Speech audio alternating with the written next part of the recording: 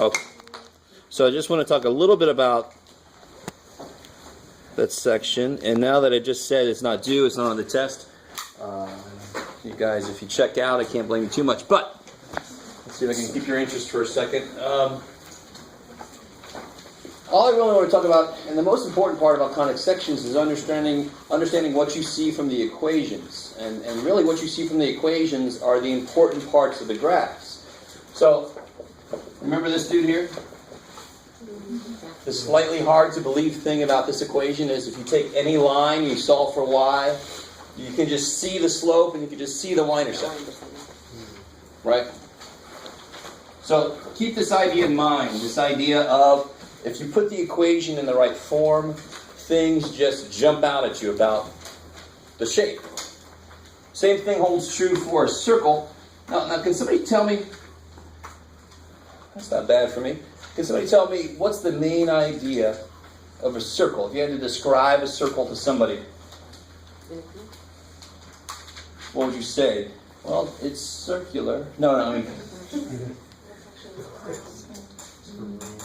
What do you think? All the points have to be what? What's interesting about all the points?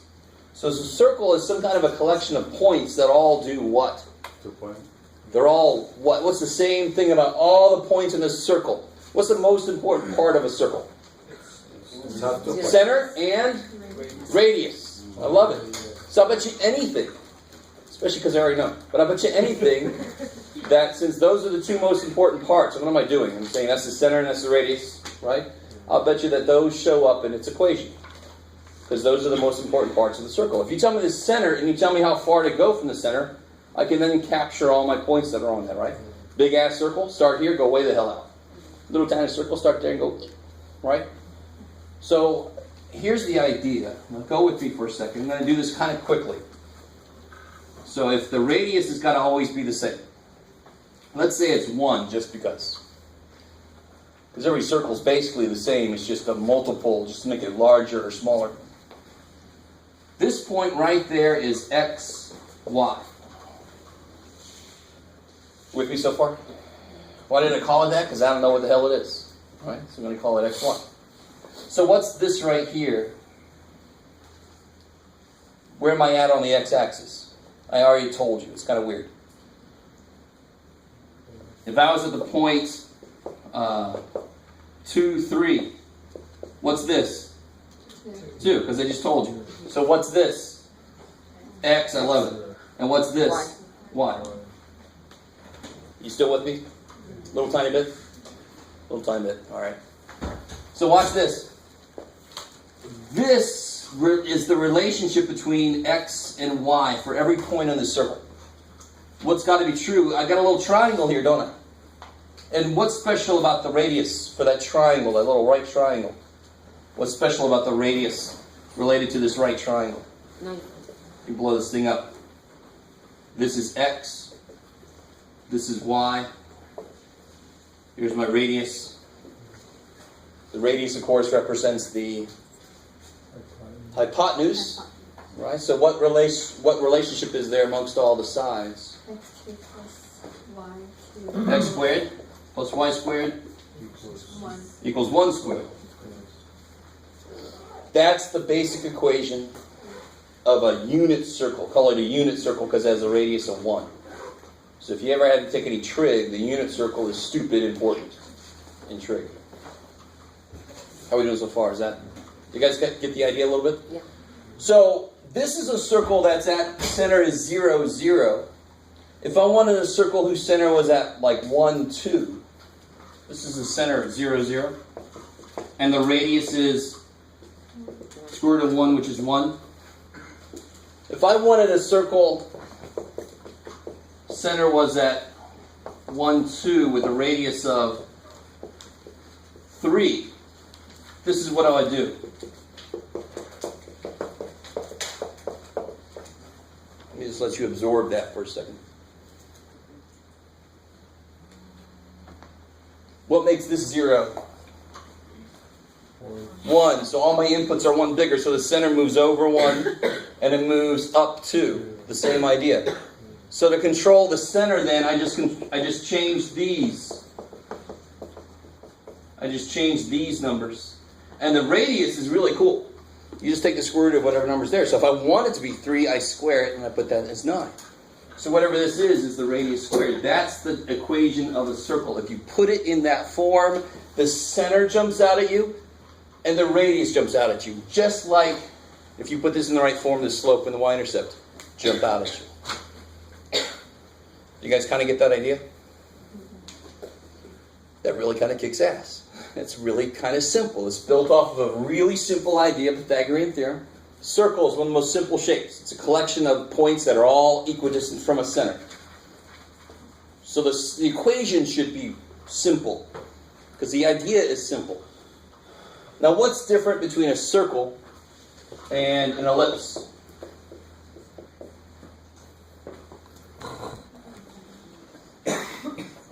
What's different between a circle and an ellipse? An ellipse looks like a circle that somebody has sat on. Poor dude, right? Looks like a football. Looks like Stewie's head from Family Guy. Where's my Family Guy? Anybody? No? Okay. So there's Stewie's head. There's an ellipse. So the main thing, I'm not going to talk too much about ellipse because its definition is a little bit more difficult, and it makes sense. The shape is a little more complex. Circle, crazy simple. Symmetry all over the damn place. Infinite lines of symmetry in a circle. Whoa. Right? Ellipse, not that way. It only has 2 main lines of symmetry. Right? I don't want to get too deep into it. All I want to say is this. The one difference between the circle equation and the ellipse equation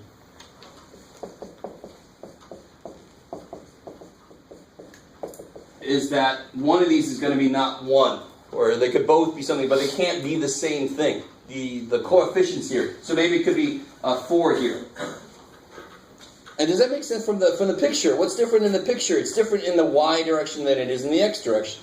The radius is somehow different. I go further out in one direction than the other one. Which means one of these variables is going to have to be some multiple different than the other one. It goes differently distance out from the middle. How we doing?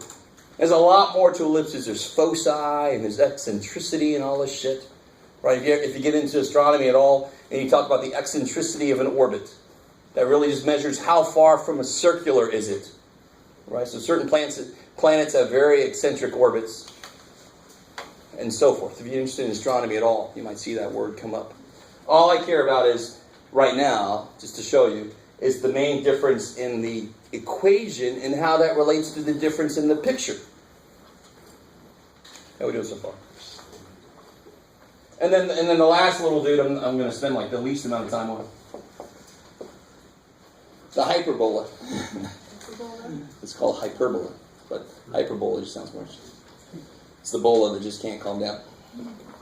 It's going to be like an ellipse, except an ellipse is nice and closed, and a hyperbola just opens the other way and just never closes. So hyperbola would look like this. So you can have comets that have hyperbolic orbits. They come in towards the sun and then they go out. Wow. Right? So again, I'm always relating this to astronomy because when I draw those, I see planets circling around things and so forth. But the main difference between an ellipse, a circle, and a hyperbola is the hyperbola is the one that's got a minus in it. Hyperbola would have basically the same equation as either circle or ellipse. Hyperbola doesn't care if it's got stuff out here. It's just going to have to be, get out of there, Jeff, minus in there.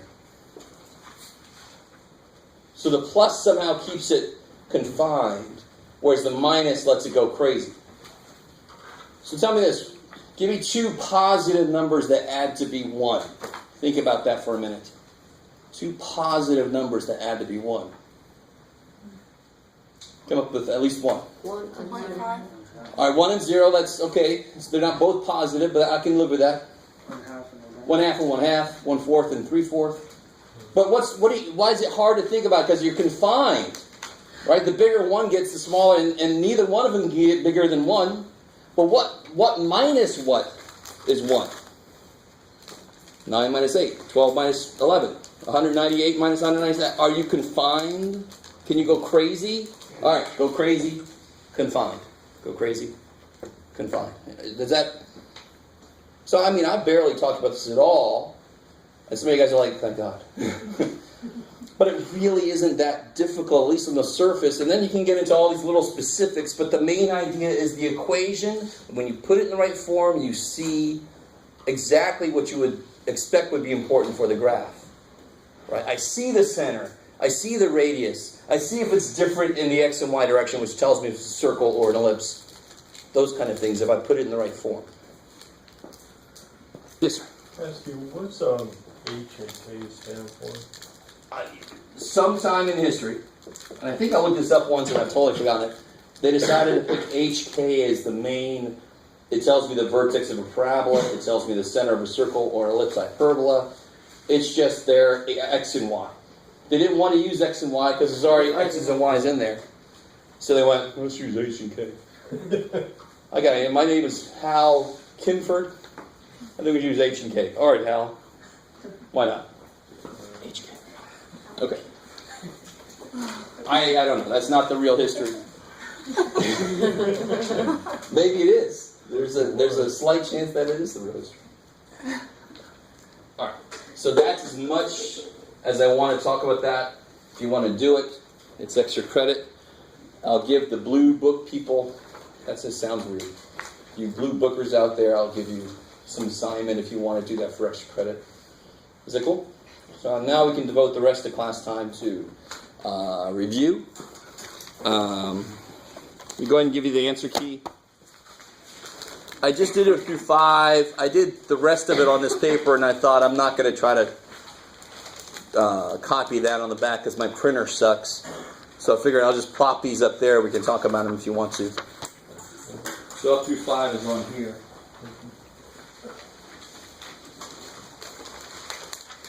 Do you know when the blue bookers will get that assignment? Say again? When the blue bookers will get the assignment? I think next Monday. No. Tomorrow at the latest. I'll probably send an email out tonight if I get it figured out today. But to tell you honestly, I'm giving a test of my own class today, and my whole time's going to be devoted to that.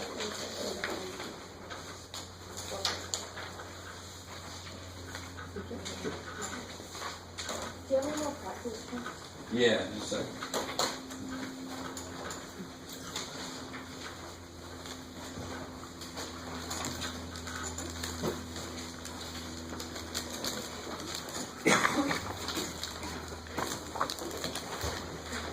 So when you practice test, you can just cross off number 9.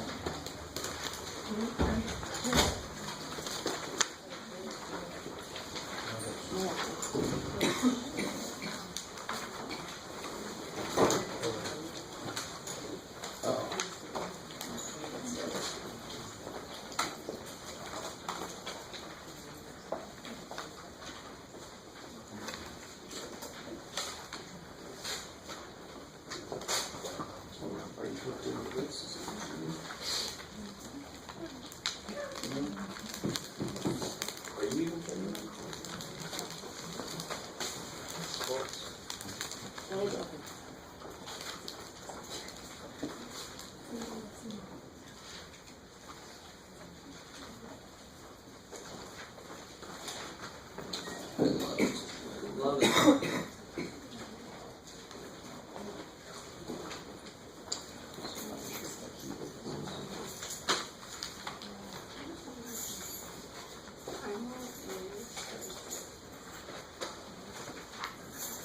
Oh, there.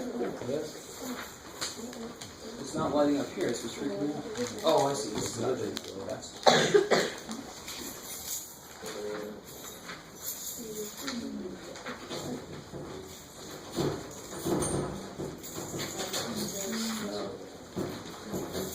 yeah, don't touch me that much. Somebody screwed with this thing. Let's see. Yeah, there's only like 2. Oh, okay. There you go.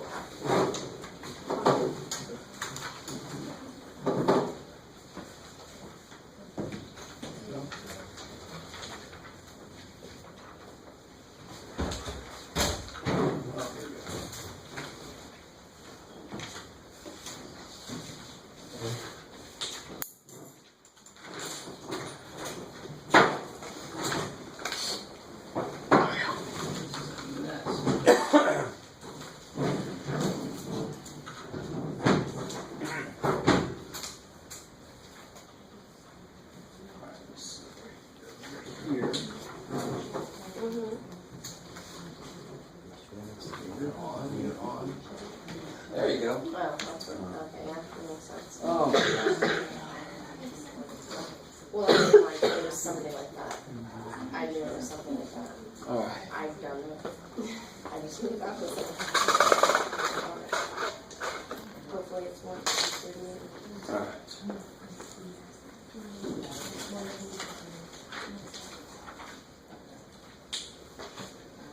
No, I don't. Yeah.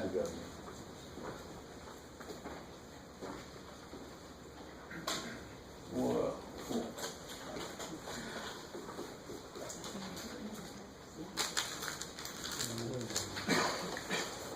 You guys see that?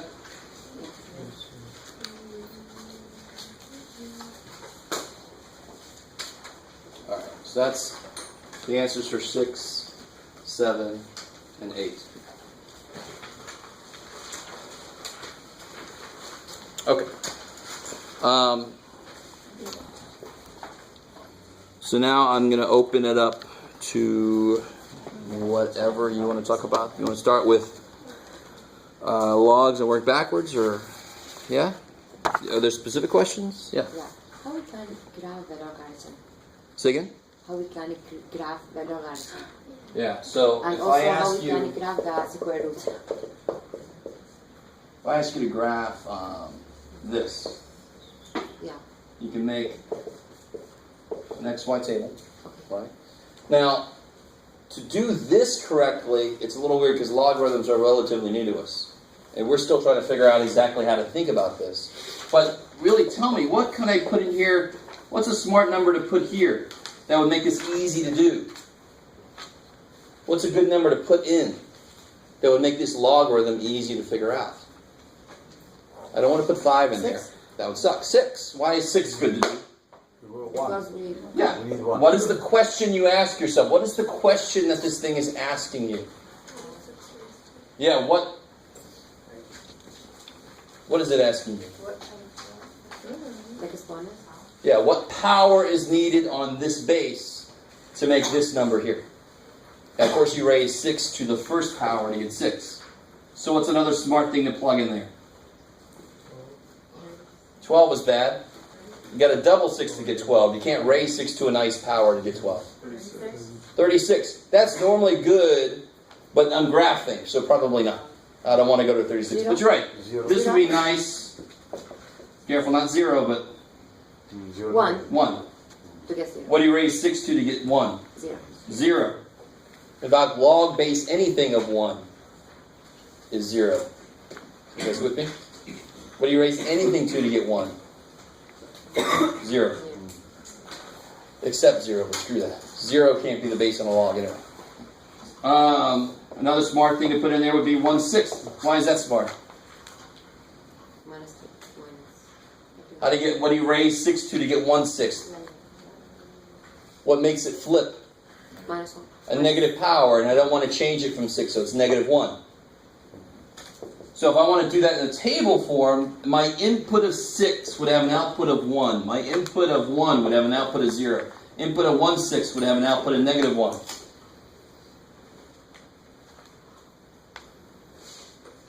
So the reason roots are easier than logarithms, but roots themselves are harder than other things, is because those are backwards thinking. Roots, we know what the question is. When I say the cube root of 8, you can work it out if you don't know that it's 2. But we know the question is, what does it take 3 up to multiply to be this? The question here is, what power do you need on this to make this? Right? How many of these does it take to make this? It takes 2 6s to multiply to be 36. It takes 1 6 to be 6. We You guys can't. semi with me? Yeah. Oh, sorry. We can't choose 0 power. Never. Sure, there's the 0 power, but I can't plug a 0 inside. Yes, I mean inside. Because what would this would have to be, what would you raise 6 to get 0? 1. No, 6 to the first power is 6. Also of the 1. You're thinking about this. 6 to the 0 power is 1. But you can never have a 0 inside of a log. If you raise 6 to any power you want to, you can never make it less than 0. You can never make it equal 0. Ever. 6 to the -1 trillionth is 1 over 6 to the trillionth, which is not 0. It's just very, very tiny. So no matter what you raise 6 to, you can't make it 0. And how do we see that graphically? What does an exponential look like when I graph it? What is the basic shape? Do it in the air for me. What's an exponential look like when we graph it? Somebody can do it. What does it look like when we graph it? No? I like that. So it looks like that. What was this all about? Asymptotic. It never gets there, right? So the outputs are always above 0. That's an exponential. So I can't raise 6 to a power to get 0. A logarithm would then be like that. It's mirror image, right? So logarithm, its input can never be 0.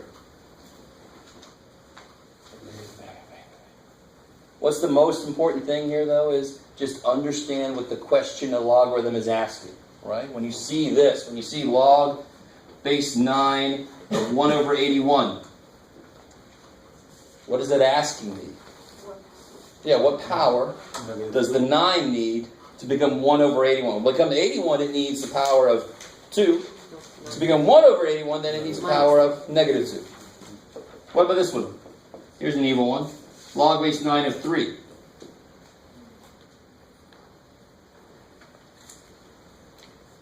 Uh, 1 over 27. Okay.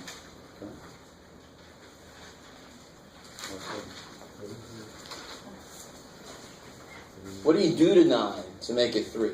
What do you do to 25 to make it 5? What do you do to 49 to make it 7? 3. Square root. And what's a square root as a power? 1/2 power. So that's a 1/2. Bam. Think about it. Any negative power will make it less than 1. So if it's smaller, it's just not less than 1. It must be some kind of a root. I must have cut it down using a root. Maybe. You guys look so happy right now. I love this stuff, Jeff. But you guys get the basic idea of logarithms. I mean, there's a lot deeper you can go into it, right? And of course, at some point, you would, depending on how far you go with math. But what's really important is right now, just do you understand the question it's asking you? Can you start to attack it and not just take a guess? When you see a problem like this, you're thinking to yourself, what do I raise 9 to get this? And it's flipped, so you think, okay, it's a negative power. I mean, that's where your brain goes. If you don't even know what the question is, you can't even start to attack it. Yeah. Could we do something on the homework? Real quick, I've gone off on this tangent. I've never graphed this thing yet. But now the graphing part should be easy, right? The hard part was getting this thing put together. And now you just plot the points. I know a logarithm should look like that. So 1 is 0, 1/6 is negative 1, and 6 is 1. So then my graph is like that.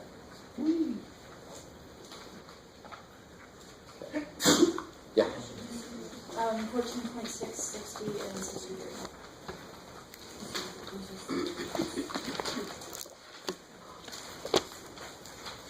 $13.6? 14.6. 14.6. Okay. Number, do it again, I'm sorry? 14.6, number 60 and 63. Okay.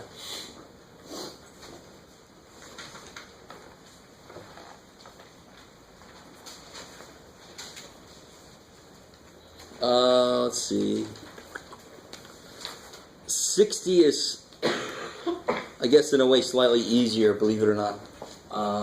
It just looks like it's hard. It's got logs all over the damn place, right? 4x plus 2.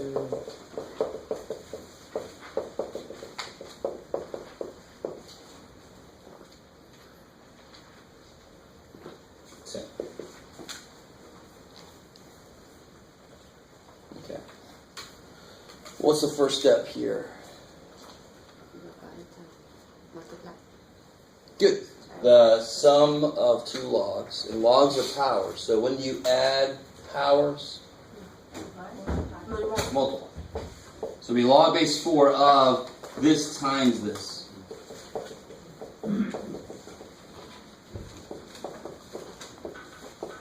Now there are two ways to go from here, really.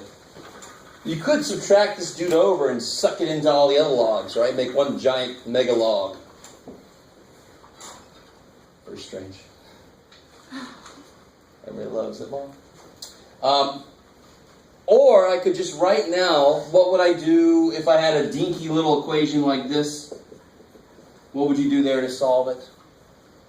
How could you rewrite that? 5 squared is x, right? Because what's the idea of a log? Well, that's the power that 5 needs to make x. So when you raise 5 to it, you get x. I mean, that's what it's trying to say.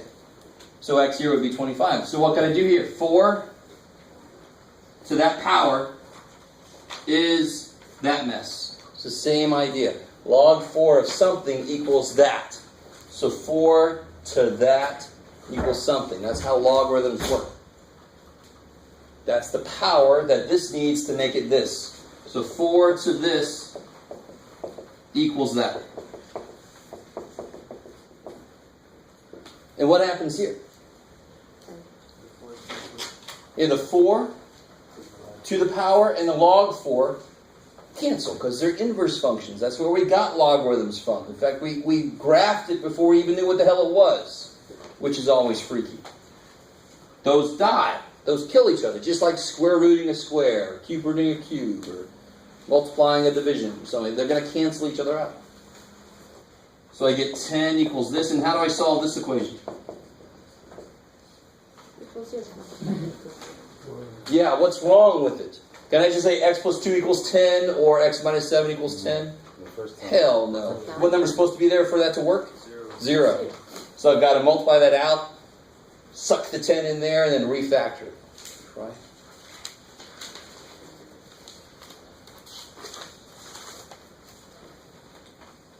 One big part of this problem, obviously you have to understand how logs work. You have to understand their properties. But then you have to let go of them. When you get to this step, I don't care that it came from logs. I don't care if it came from frickin' twigs and branches and whatever other weird shit we can do in math. I don't care where it came from. How do you solve that kind of equation? That's all that matters. It should be equal to 0. It isn't. So multiply that out and make it equal to 0. I think sometimes people think that everything here must be different because of where it came from. I don't care where it came from. I'm there now. That's an easy equation to solve. It should be for us. Forget about the logs. They're done. They're gone. Yay. So multiply it out. Bring the 10 over. I'll let you guys finish that one out. The other one's the exact same way. They just don't have a log on this side. So number 63, you combine those log base 2's. And then you do 2 to the 4th equals that. It's really the same thing as this. For number 63. Same exact way. So why don't we do this right now? Let's make this practical. You guys got this here? I mean, no, what's up? Oh, okay.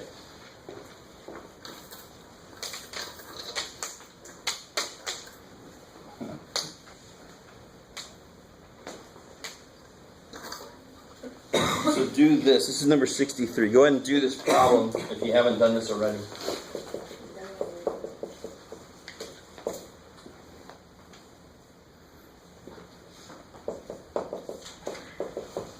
This problem is very much like that problem. It's the exact same steps. Just the names have been changed to protect the innocent.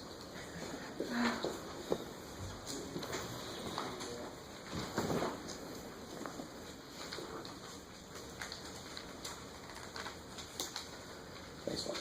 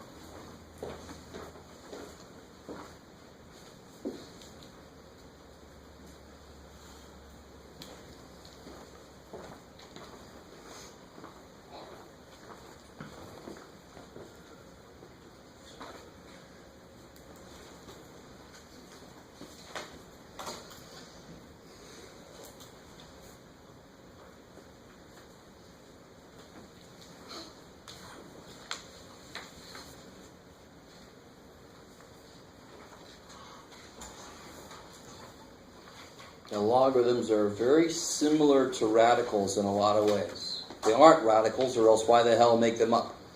But they are similar, and one big similarity they have is you've got to check the answers when you get them.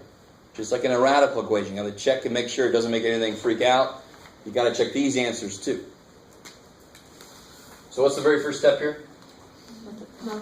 Yeah, I'm adding logs, so there must be the log of the product. So just multiply those things out. A nice difference of squares kind of things, right? Middle term cancels. And then I can do what? 2 to the 4th equals that mess. 2 to the 4th is 16. I always have somebody tell me it's 8, and that's where everything goes to hell. It's 16. So subtract that over, you get x squared minus 25 equals 0. Is that okay? Subtract the 16 over, that's easy to factor, or you can just add the 25. Whatever way you do, you get plus or minus 5. Are they both good answers?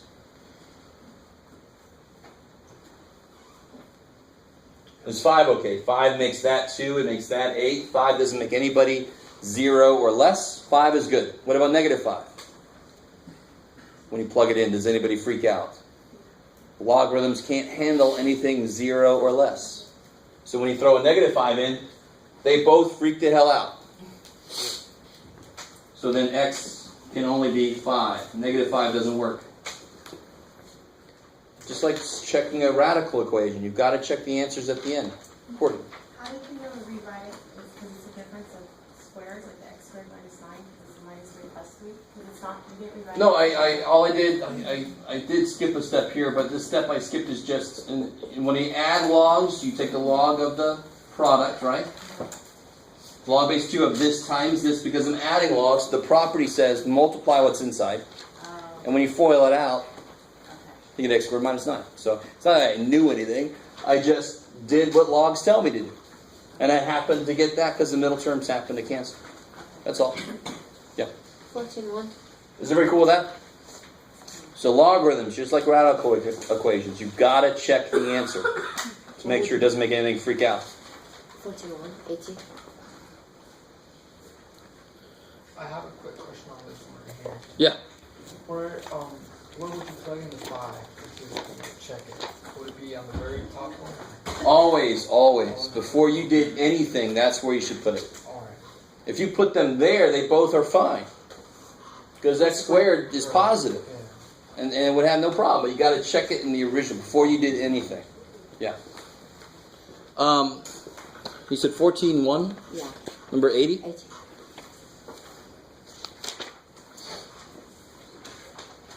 Oh,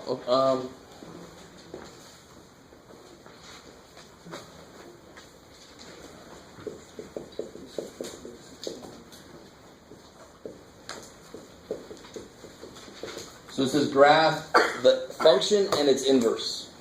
How do you graph the square root of x?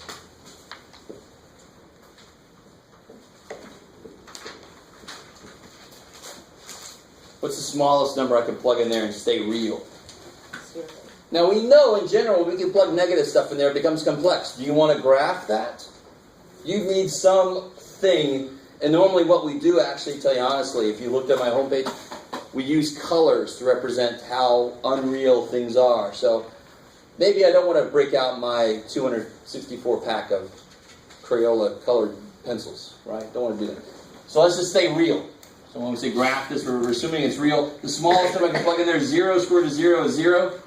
Square root of 1 is 1. Square root of 4, 16.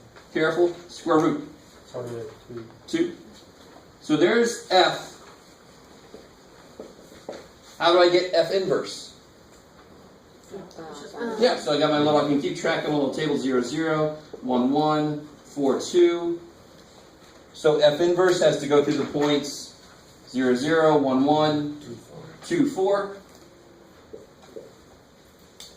So then I get, and then you can see the nice symmetry there, right? You see that mirror? So this is interesting. If I just ask you what's the opposite of a square root, you would say, what's the opposite of square rooting something? Squaring something. Cube root and cube. Square root and square, right? But what is this a full square? What's missing? The other side of it, right? Stay with me now, go with me. Please be with me. In order for a function to have an inverse, what test must it pass? Horizontal line test. So if I let this side be in there, would it even have an inverse? Hell no. So if I just take that side out, which is actually completely fine, you just restrict what values are allowed to be used. You see now, it would have an inverse, the square root.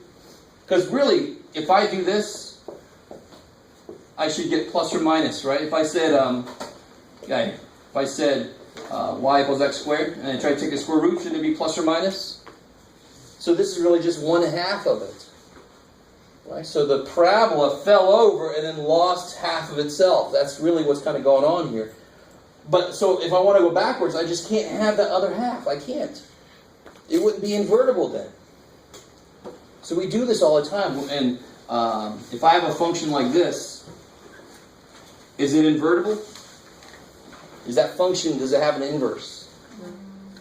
Why not? Why does that function not have an inverse? It so doesn't pass. I mean, if you imagine this is going forever, how many times does a horizontal line go through? Infinitely many. Holy shit. That's a bad fail, right? So what we do is we say, all right, let's just go from here to there. We restrict our domain. And then that's invertible. Horizontal line going through this piece only goes through once. I restrict the values I'm allowed to use, and therefore I cut out all the repeating parts. That's really neat to try to do.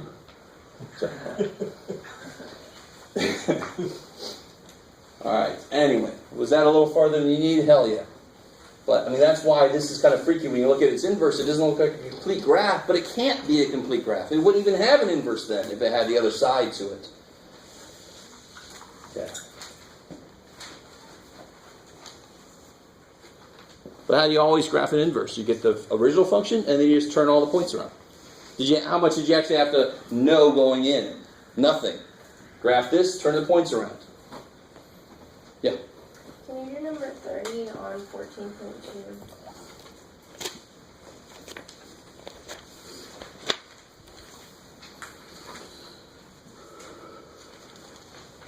Oh. And what's it saying to do graph? Oh yeah, and it says to use a graphing calculator, so don't worry about it. That's another one I didn't catch.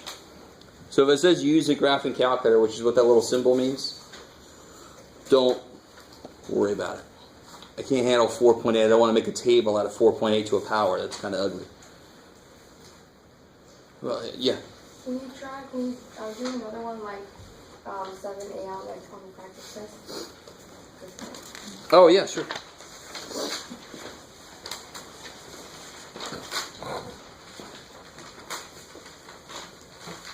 So if I had 11 to the x equals 47,982.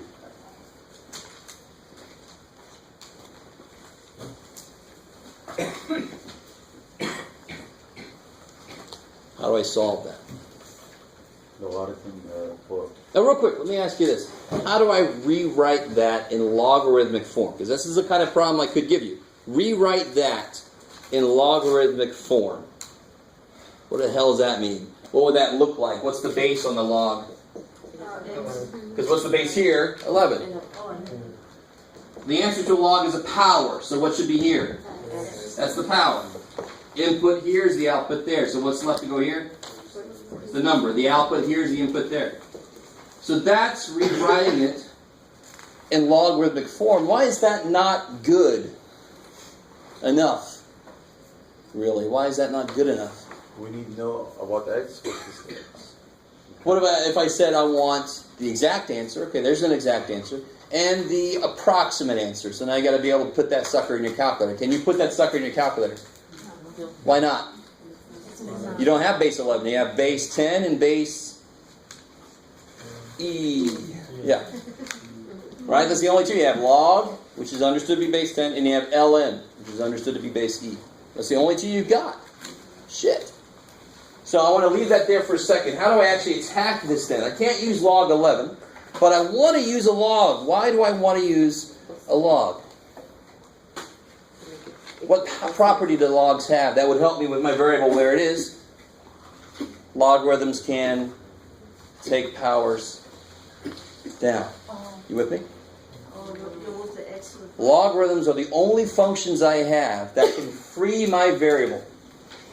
The variable's stuck up there. Shit. He's up there going, oh shit. Log can come over. It's such a weird visual. Put the log up there next to the building and it can climb down. So put, take an ln of both sides.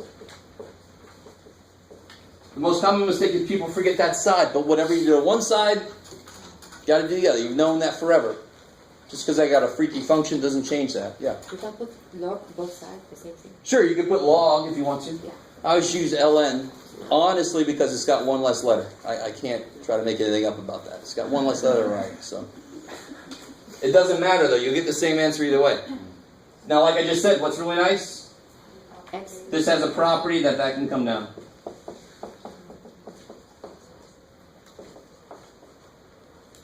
Because what I do when I erase a power, something has a power to a power, I multiply the powers. So really, it's just easy. That comes down. And then the last step, sort of, divide by this mess I don't want. And then this, I can plug into my calculator. Right? If I want to get an approximate answer, I just plug that in my calculator. Be really careful about your parentheses. It sucks. It's like stupid Microsoft Word. Did you mean this? No, I didn't. Stop capitalizing that. If you ever use Word, I think you should know what I'm talking about. So be careful. If it opens a parenthesis, you better close that thing. Real quick. How do you use change of base here?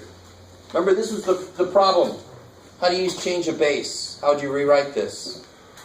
What goes on the bottom? On the bottom goes the base. And on the top goes the other number. Isn't that what we just got here? Yes? So this is sort of a long cut. The shortcut is just rewrite it and then use change of base. And then you have to put that in the calculator? Then put that in the calculator. Yeah. Has anybody done that in the calculator yet? 5. 4.495. Oh, we got a disagreement. What'd you get? You got 4 point... I got 5.4. Uh-oh, all right. 4.415. 4.415? 4.495. All right, something like that. So what's 11 to the fourth power? What do you think? 1, 2, 1, 1, 3, 3, 1, 1, 4, 6, 4, 1. Is this 1, 4, 6, 4, 1? I can't remember what that is. Is that what that is? 11 to the fourth power? Somebody help me out. You got calculators, right? My hand doesn't do it. 14641. 14641. And then 11 to the fifth power would be 1, 6. Oh shit! What is it? 16105. 161051. Okay. So isn't this bigger than that? I really want you with me. Then it has to be less than 5. The answer has to be less than 5. Do you see what I'm saying? 11 to the fifth power is too big. 11 to the fourth power is too small. So the answer must be in between 4 and 5. Do you have to do that to answer it? No, but it certainly makes it make sense. The answer makes sense then. It's in between 4 and 5, which makes sense. It's got to be in between 4 and 5.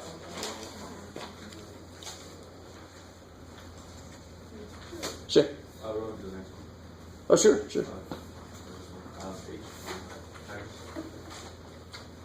Oh, it's 6H? So 6H started off like this.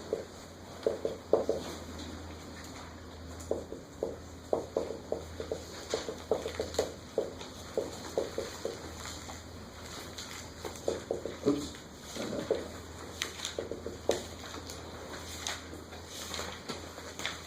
Right, and then somehow I got there and got there. So what are the properties of logs involved here? When I add logs, that's the log of the... When do I add powers? When I multiply. So when I add logs, that's the log of the product. So I can rewrite this as log of x times this. We used that property earlier, right? When do I add powers? When I was multiplying the stuff with the powers, right? That's the idea. What number is this? This is 6H. And then when I subtract powers, I must have been dividing this stuff with the powers. So I can make this log of this stuff over that stuff. So that's the basic properties of logarithms. Logs are powers. They have the exact same properties as powers do. So I add powers when I was multiplying the stuff with the powers. I subtract powers when I was dividing the stuff with the powers. Really hopeful. It's almost too easy. You're like, I don't believe that. And then all you got to do is reduce the inside. Factor the bottom, factor the top, and then just cancel what's common.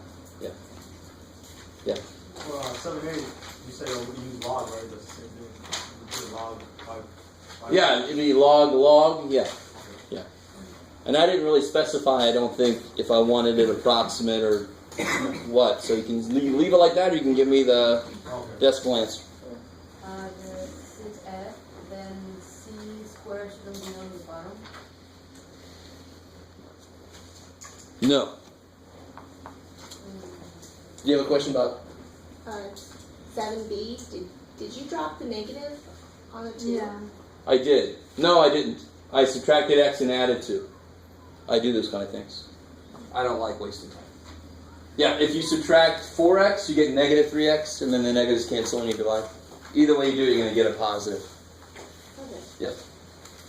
Real quick, though, I have a 6f.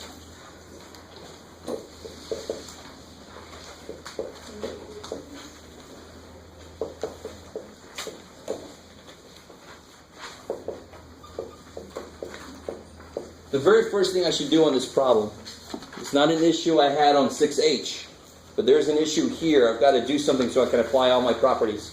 What's kind of in my way? What's in my way?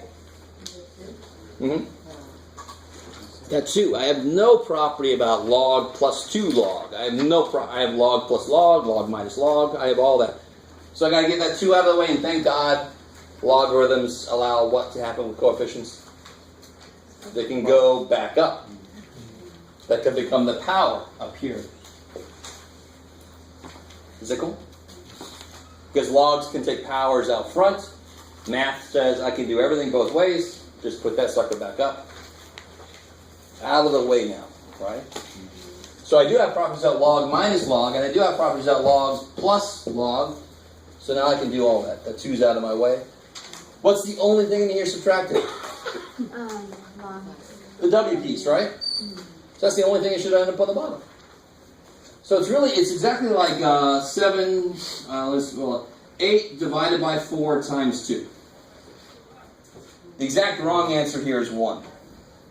That is the wrong answer, because I'm dividing 8 by 4. And then I'm multiplying by 2. So this is A over W. So now it's plus.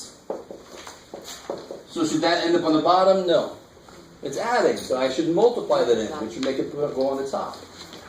Cool. If it was a minus, that's the way I always look at these. Because it's real easy to lump that in with this and then throw them all on the bottom. Whereas I look at it like, the only stuff on the bottom is going to be the negative stuff. That's it. All the positive stuff is going to be on the top. So then the last step here is just to bring that c squared in.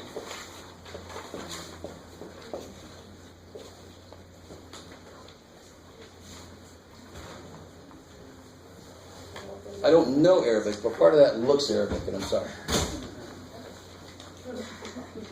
I don't know, it just has a vague... Maybe I should learn Arabic. Maybe that would help me Wait, out. why is that a fraction again? When you subtract log, when you subtract powers...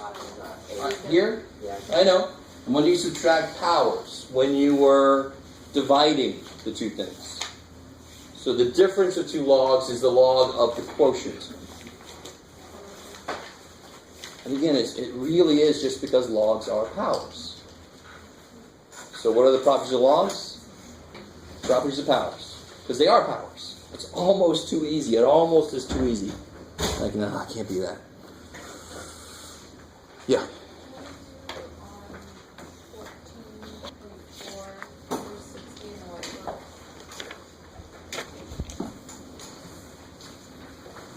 Oh yeah. It just sounds weird. Let me see.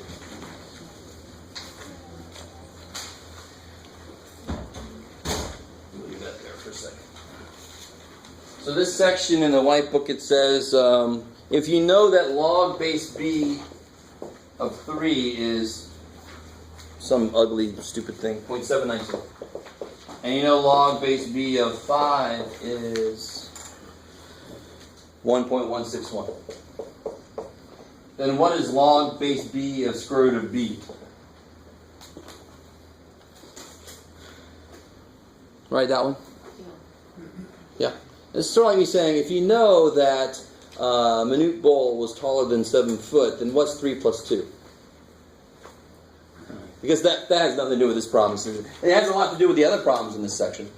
It has nothing to do with this problem because logarithms are powers. So what's wrong with this form?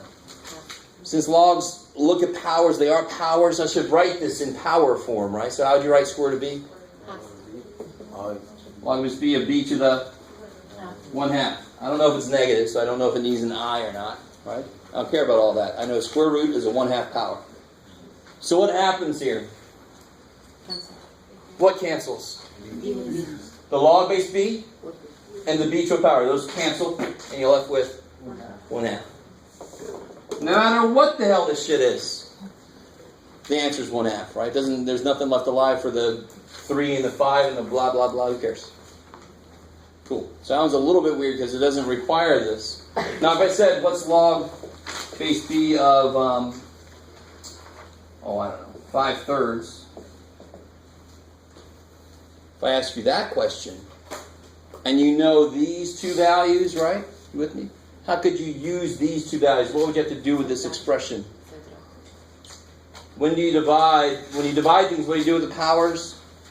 Subtract them. So I can rewrite this as log b5 minus log b3, and I know what that is, and throw them in there. That's really the intent of this section. They threw this one in there just to be assholes, I think. Or just to check, to see if you're paying attention. If this one doesn't require that, it just reduces to 1/2, and that's it. But on the same thing, on 63, it says log b8, but it only gives you 3 and 5, so I don't know. Oh. And what's 8 compared to 3 and 5? 5 plus 3. Yeah. So you got to be careful, though. If I make it log base b of 5 plus 3, does that go anywhere? Do I have anything about the log of the sum? No, I don't. I can't go anywhere with that. It has to be a multiplication in there or division in there. So what in the hell am I supposed to do then? Log base 5 plus log base 2. Log base b of 2. So I can only use multiplication or division. 8. And I have to somehow base it on 5 and 3. It's 8. Without so constant 8 with 8. But 8, I can't put something there that's not there, right? Should become power of 3. Power is 3. Now I want to direct you now. Those of you without the white book, this is a little bit evil, but I haven't heard the people with the white book that have said this yet. Notice one little evil thing here. One little 2-word phrase. If possible. Calculate these. So they're trying to trap people into doing this, which we know won't lead us anywhere. Right? If you can come up with some other way to rewrite 8 in terms of 5 and 3 using multiplication or division, great. I can't off the top of my head. I can't. So something like, you could do something like 25 divided by 3, but that's not, because that's 5 squared. You can do stuff like that. 25 over 9, 25 over 27. I mean, there's just no real way to get an 8 come popping out of here. Alright, so that's enough of that. So that just can't be done. They're trying to force somebody to make this mistake, which is kind of evil. You do, I can't go anywhere with that. This is not doable. That's why they said if possible. That implies that some of these might not be possible. The 9.3 on the blue book, number 57.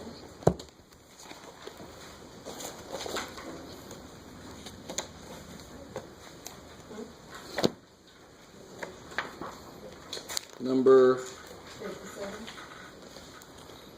ooh, I like it. So this says log 4 of log 2 of log 2 of 16. Kick ass. Love it. Now again, the biggest mistake I see with these is the same mistake I always saw back in the day when we had like this, and somebody would do one more step, they would divide by 2, which should just grate on you. It should be like somebody's, the nails down there or whatever. That should just be like, what the hell? I can't do that shit. That's it. So the biggest mistake I see on stuff like this, somehow divide the log or distribute the log or the multiplied log. That's crazy. None of that shit can happen. Right? So what do I do with the problem? I start way on the inside and then work my way out. What is this?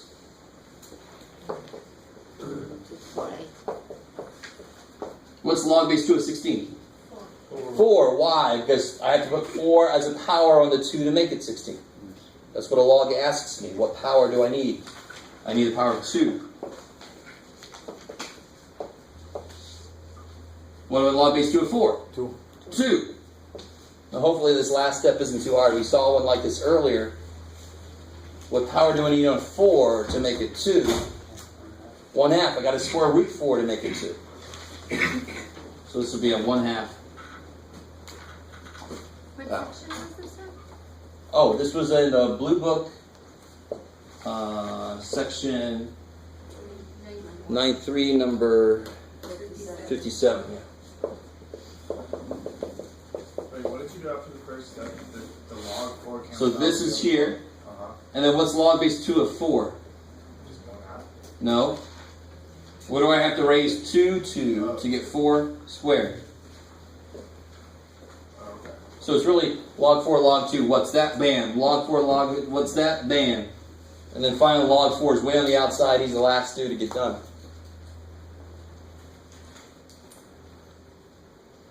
So really, whenever that number inside, if that number inside is less than 1, it must be a negative power. It must have flipped it somehow. So that's like -1. The number inside is not less than 1, but it is less than this dude. It must have been a root.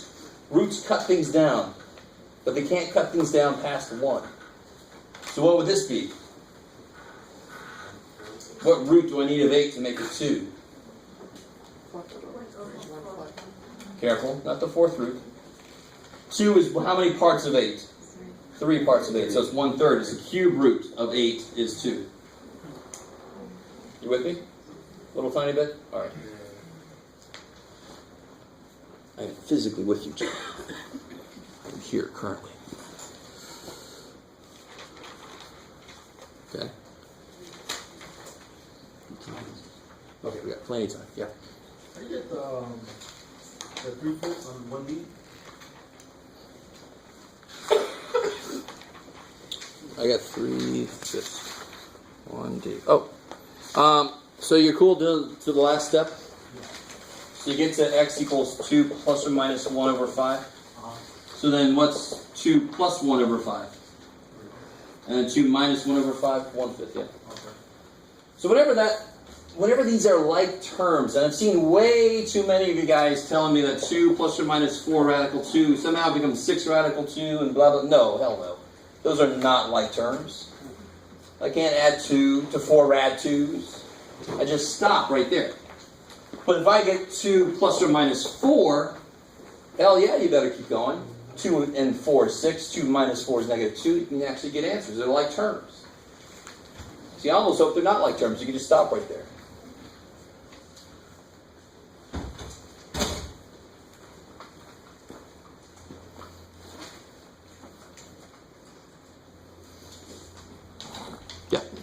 14.5. Number 63.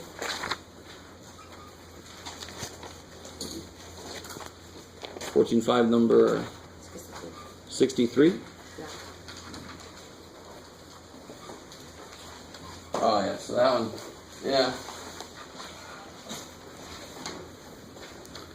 Yeah. 63 says g of x equals natural log of x plus 2.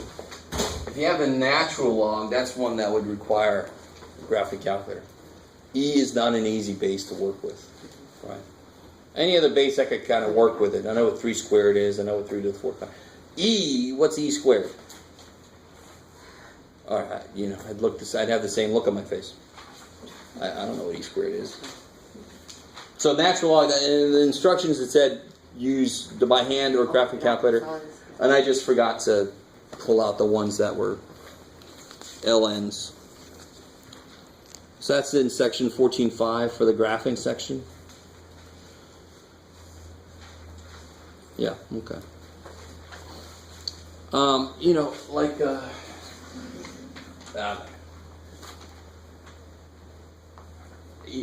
main thing here is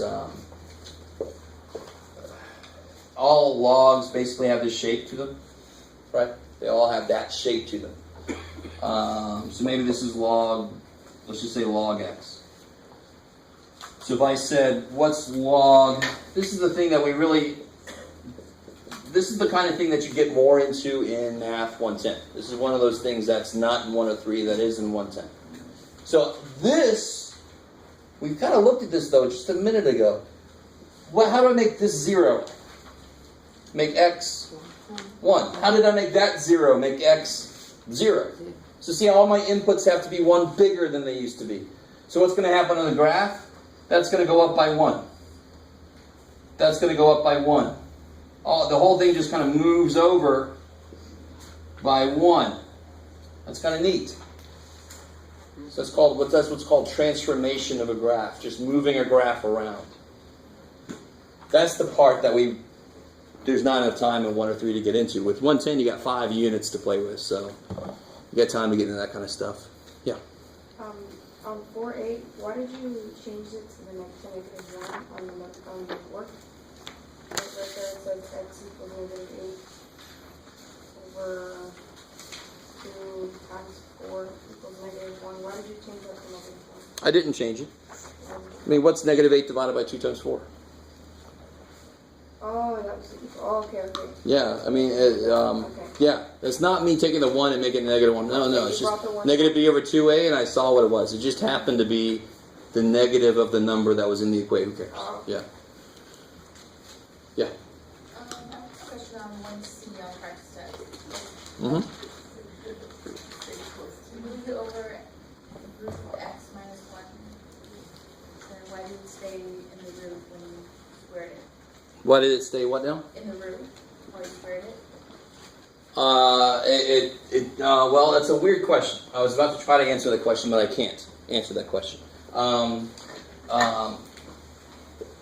So if I have this plus 1, and then I want to square both sides, right? You can definitely so desperately not do this. That is so not possible. That's breaking the rule so bad, right? I'm not going to go to jail, unfortunately. But what you have to do is whatever you do to one side, you must also do to the other side.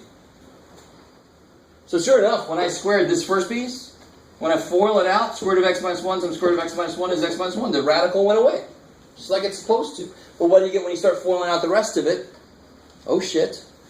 You get 2 of these plus 2 more of these is 4 of these. And again, in my head, I just got this. I know when I square something, I have to write it twice, FOIL it out. The middle term is still going to have a radical. Remember what I said. If there's 1 radical in an equation, you just have to square once. If there's 2 radicals in an equation, you're eventually going to have to square twice. The first square directly kills one of them. There's a little bit of it left over there. Isolate that one and kill it. Right? Okay, was 1C written wrong because I got 3x plus 1 minus x minus. Question is. Say what now? Let's see. What's going on? On 1C. Yeah. It says equal to. Equal. Yeah, I know. Is that- So give me a little leeway. What's the very first thing? Trust me, you don't want to FOIL with two radicals. You could, and it would actually be, it would work. I just don't want to. So what I do is I added the radical x minus 1 over. Oh. Yeah. So in some of these, I've already done one step when I get to the answer key. I just don't want to rewrite the problem. That's wasting space and time. Cool. Yeah, Brett. On the practice test number 5, what if you got divided 4 to 36 and got 9, and then multiplied 9 to 18 to get the square foot? The problem, I was wondering why you multiplied 9 to get to 18 and not get 36. What did I do? Multiply 9 to 18 to get the feet squared again. I was just curious why you're multiplying against 18. All right, so this is number 5. Is everybody decently cool with number 5? Oh, okay, so that's a good place to start. So let's just look at number 5, and then on the way I'll answer your question, Brad. Maybe your question is being answered right now. So I got my house here. So I'm going to build this thing on the side. So I just need, I called these Y, and this one X. Just because the way I wrote it, that was my X-axis and my Y. But you can call them whatever the hell you want to. As long as they're not all X. I know I want this area to be 36 square feet, right? No, it's 36 perimeter. So the perimeter is 36. So they tell me that directly. They tell me the perimeter is 36. Thank God. So what equation can I set up there? 2xy. 2 Y's and an X, because I don't need this side fenced in, is 36. And then they ask me about the area. What's the area of that? X times 1. Yeah, I So- think we got y, and I was wondering why we're multiplying against x. Yeah, keep your knowledge. Is this so far so good? Yeah, I got it now. Okay. So then, what I always do, when they have something they tell me and they have something they ask me, is I use what they tell me in what they ask me to help me do this problem. I can't do this problem.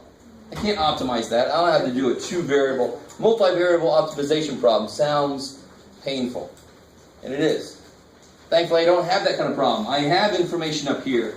I can solve this for FOR. I can solve this one for X. I love it, because there's no coefficient there. So I get X equals 36. So I know what X is, so I plug it in.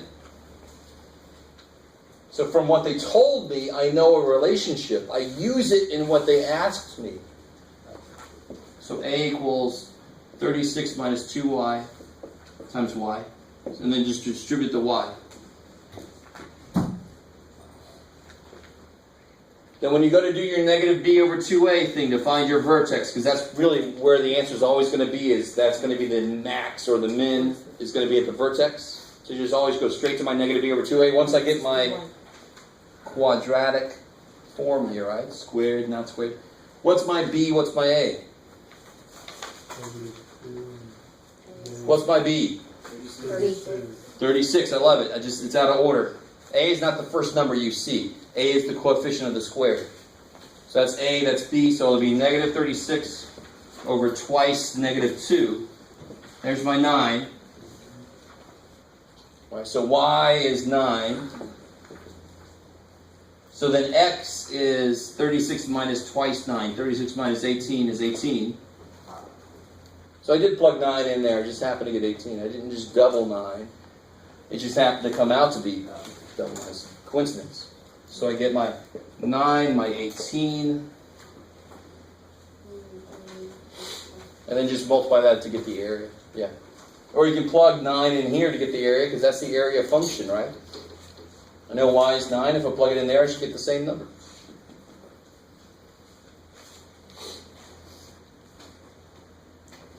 Whatever you say, John. But I like this stuff. They tell you something, They ask you something, you use what they tell you in what they ask you to set it up so you got it in the right form to attack it. You have the negative b over 2a, awesome little shortcut. And you have this quadratic.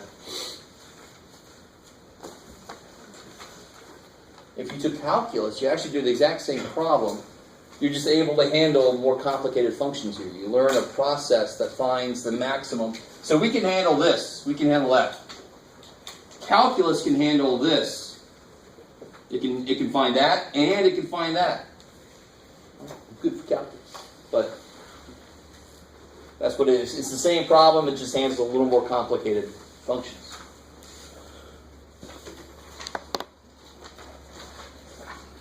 Well, it's not really the same process, but it's the same idea, trying to find that.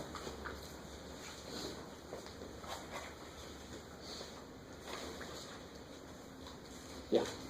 On 14.6, number 35.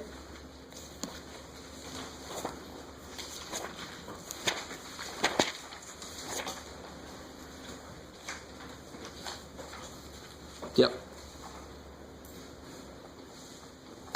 Now this one I'm cool with. You don't have to graph anything. You can just use. But how do you solve this equation? Where'd it go? Oh. Which one did you say again? 35? 35? Yeah. Okay. So natural log of x. That's 35 and... Oops. 14.6, right? Okay. How do I solve that equation? So here's maybe what's in the way. How do I solve that equation? Ln both. No. There's already an L in there. It's not going to help me. How do I solve this equation? 2 to the 7th equals x. And then you just have to figure out what's 2 to the 7th power, right? How do I solve that equation then? Same way. What's the base understood to be? E. So E to the 5th power equals x, exact same way. Just because it didn't show up doesn't mean it's not there. We've already seen that a million, but there's a 1 underneath everything. Shit, it's always there if I need it. Here, there's an E in that base that doesn't show up because math people are lazy. Like, you just know it. Ln has an E on it, right? So then you just got to plug in your calculator, E to the 5th power. So you should all be able to find that E button on your calculator. You should probably tell me soon if you can't find it, because you will have a problem like that. So if they have a graphing calculator, oh, I forget. Should be right. Yeah. So it's right above your Ln button on the graphing calculator. Right. Michael's got the sporty green there, but I like it. I got the boring highway worker yellow. Yeah. So you have to hit second Ln to get E to the 5th, and I get 148.413, blah, blah, blah. So you find your E button. If you have a scientific calculator, you should have an E button somewhere. You got it? It should be either above or with your Ln 11. Say again? What did you get? 148 point something or other. 113, Yeah. Is that good? Oh, so that's Ln. So what you want is, see how E's up there? So you got to hit shift, just like shift on a typewriter. I just said that. So it's like shift on a keyboard. So E to the 5th power. Yep. You know, like when you listen to 8-track and you're trying to type up the work for the next day. Yeah. So for the one at the bottom, is that the answer to the 7 equals x, or like 3 equals x? Yeah, and then you do 2 to the 7th in your calculator. 128, whatever. Yeah. The 7 2's multiplied. Cool. Also, there's like a same one. It's number 20. It's like E to the T equals 20. Yeah, so E to the T equals 20. So here you can just, if I do natural log, what happens with these two? T. Natural log and E are what kind of functions? Just T. Inverses. What's the base on natural log? E. So those kill each other. So t equals natural log of 20. And then just do natural log of 20 in your calculator.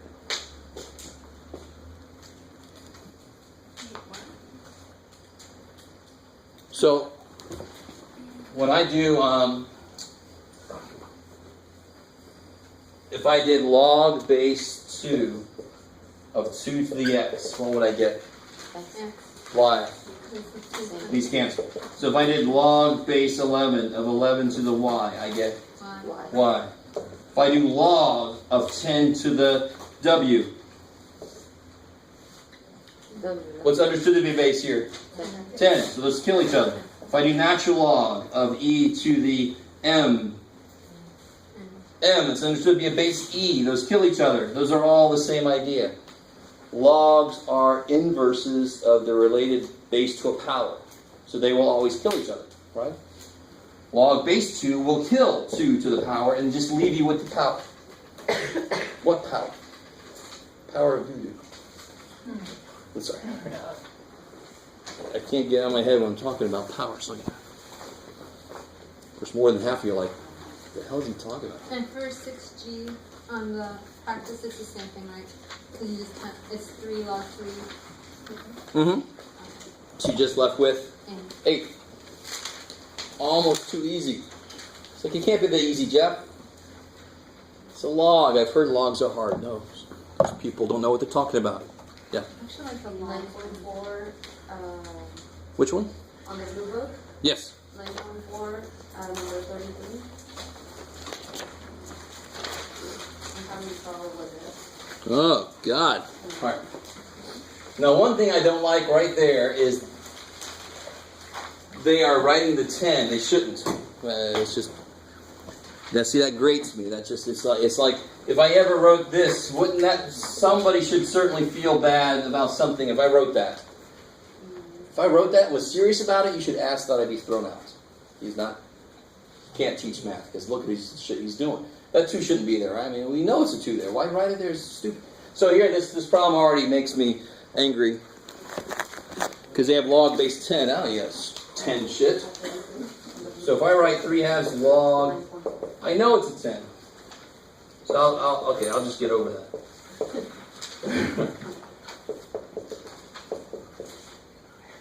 And you guys are like, I got more important things to get mad about than math, Jeff. That statement would piss me off too. So again, what's the first thing I have to do here? As power. Yeah, get all those coefficients out of my way, because I have no property about 3/2 of a log minus. But I have a property about log minus log. Yeah, I can do that. So get these out of the way. Get them back up into the power.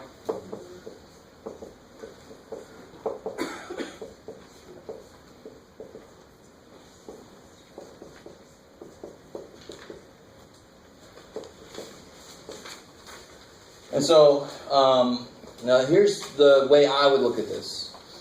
That's going to be on the top because it's positive, and both of those are going to be on the bottom because they're both negative. Right? So when you try to go straight through this, you get in trouble.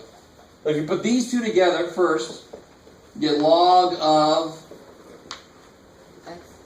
Yeah, when you subtract powers, you must have been dividing.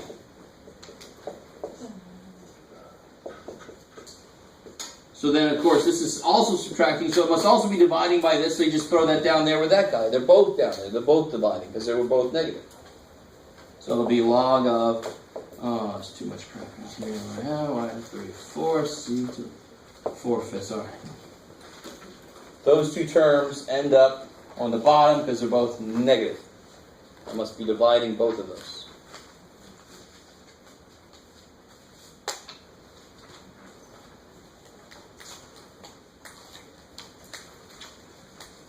Real quick, if I had ln x minus ln y, that should be ln of x over y, right? But isn't, couldn't I take that negative coefficient up as a power and make it like this? You see what I did? I took that negative 1 out front and put it back up as a power. And then when I add logs, what do? Natural log of x, y, negative 1. But isn't that y negative 1? Should it go down and become this anyway? Would I ever do it this way? Hell no, but I just want to show you it has to be self-consistent. So if you actually pick if I would have done this instead, do you see that? Plus, with the negative comes up with it. The negative comes up with it. Then they all just get slammed together, and then the negative powers go on the bottom. That's a whole other way to kind of do that problem. Suck the negatives up and worry about flipping it at the end if you want to, right? Nothing wrong with that. So that's the answer, just that? Yeah, this here, We don't. because there's nothing inside I can consolidate. They're all different bases. That's Yeah. where I got stuck. Oh, you got stuck at when you're done. That's a good place to get stuck. Don't do anything. Okay. Yeah. Okay.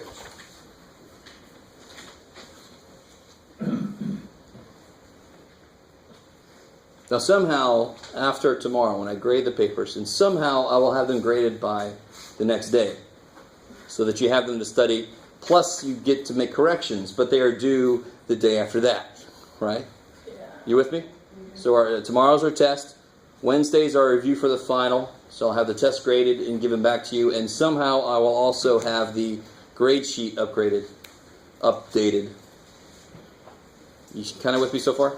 Okay. Also tomorrow I'm going to be handing out practice final exams. Holy shit. Which means on Wednesday I will also somehow have an answer key for that. Which means that Tuesday afternoon I'm going to be requesting about 8 additional hours. Whatever office I request that from. Right. There is no such place to have. Right. So I'll try my best. Anything else from the practice test or anything? Homework? Yeah. Okay, so 3C is for those two. Good. Can't you just multiply both and then take the square root of that number? No. You can. You just gotta. Now here's where you gotta be careful. So I'll show you kind of the way you can do this to not be very careful about it. Are you with me so far? So the square root of -1 squared is actually -1 if you're careful about it, because it's I squared is -1. You with me? So this is the way that makes it look like these should just cancel, but they can't just cancel. I have to, because I know that square root of -1 times square root of -1 is -1. I know that's true. Because when I square -1, I get -1. Those go away. But when there's other numbers in there, it kind of gets confusing. It's harder to see that the negative's got to somehow stick around. It's got to still be there. But if I write it as complex numbers, then it's not hard at all. Square root of 81 is 9, so square root of -81 is 9i. Square root of -4 is 2i. So I get 18i squared. I squared is, so I get -18.